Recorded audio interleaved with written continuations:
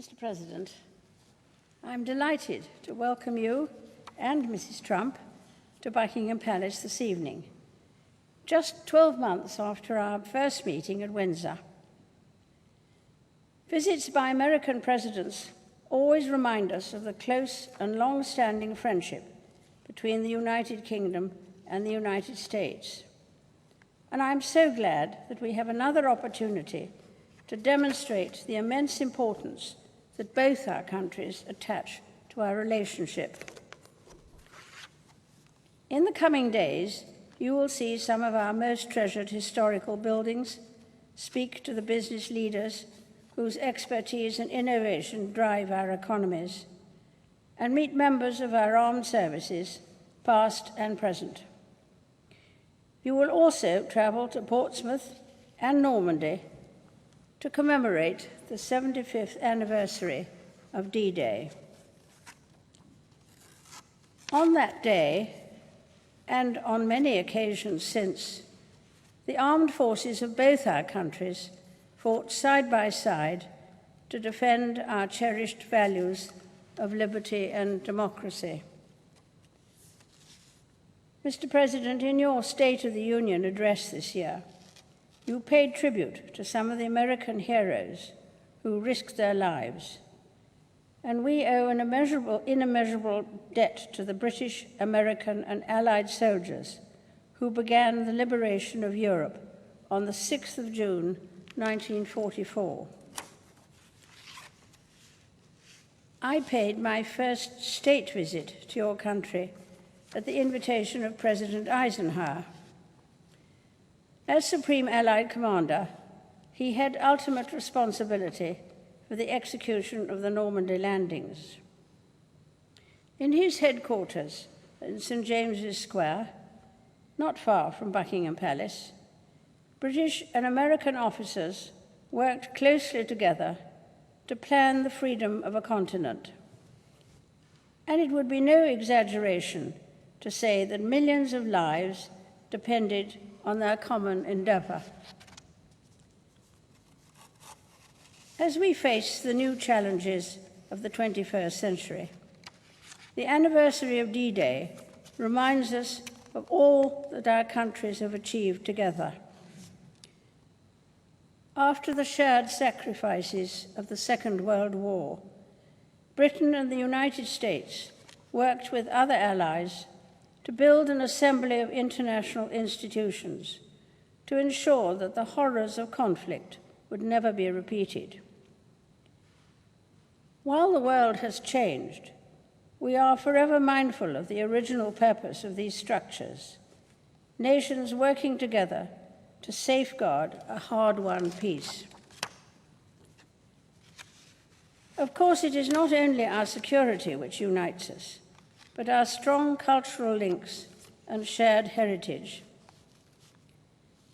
Every year, there are almost 4 million visits by Americans to the United Kingdom, with a great number claiming British descent. And with your own Scottish ancestry, Mr. President, you too have a particular connection to this country. We are also bound by the strength and breadth of our economic ties as the largest investors in each other's economies. British companies in the United States employ over 1 million Americans, and the same is true vice versa. Mr. President, as we look to the future, I'm confident that our common values and shared interests will continue to unite us. Tonight, we celebrate an alliance that has helped to ensure the safety and prosperity of both our peoples for decades, and which I believe will endure for many years to come. Ladies and gentlemen, I invite you all to rise and drink a toast to President and Mrs. Trump, to the continued friendship between our two nations, and to the health, prosperity, and happiness of the people of the United States.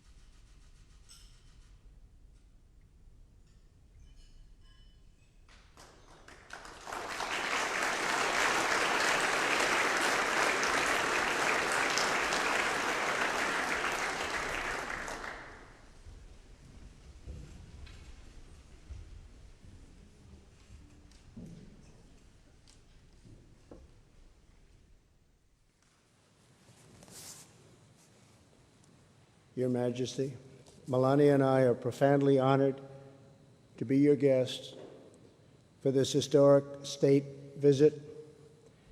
Thank you for your warm welcome, for this beautiful weather, your gracious hospitality, and Your Majesty's nearly 7 decades of treasured friendship with the United States of America.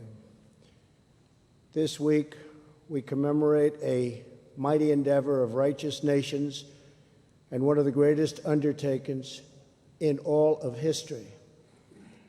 75 years ago, more than 150,000 Allied troops were preparing on this island to parachute into France, storm the beaches of Normandy, and win back our civilization.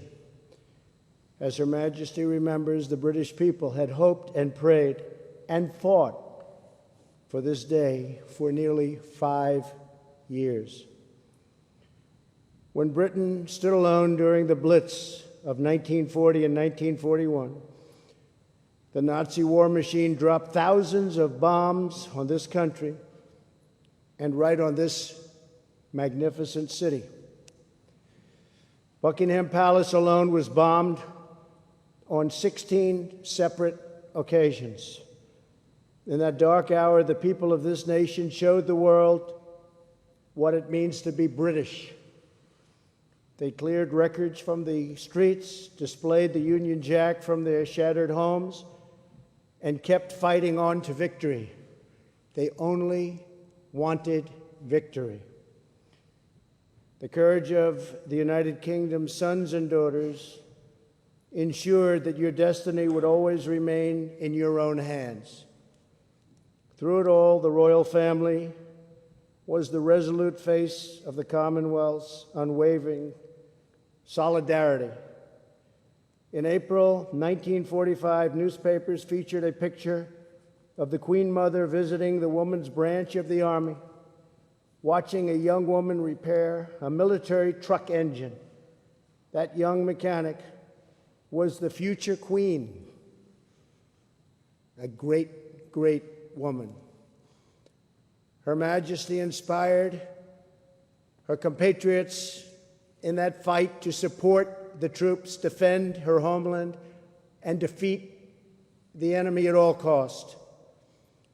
We also pay tribute to Prince Philip's distinguished and valiant service in the Royal Navy during the Second World War. On D-Day, the Queen's beloved father, King George VI, delivered a stirring national address. That day, he said, after nearly 5 years of toil and suffering, we must renew that crusading impulse on which we entered the war and met its darkest hour. Our fight is against evil and for a world in which goodness and honor may be the foundation of the life of men in every land. This evening, we thank God for the brave sons of the United Kingdom and the United States who defeated the Nazis and the Nazi regime and liberated millions from tyranny. The bond between our nations was forever sealed in that great crusade. As we honor our shared victory and heritage, we affirm the common values that will unite us long into the future: freedom, sovereignty, self-determination, the rule of law, and reverence for the rights given to us by Almighty God. From the Second World War to today, Her Majesty has stood as a constant symbol of these priceless traditions.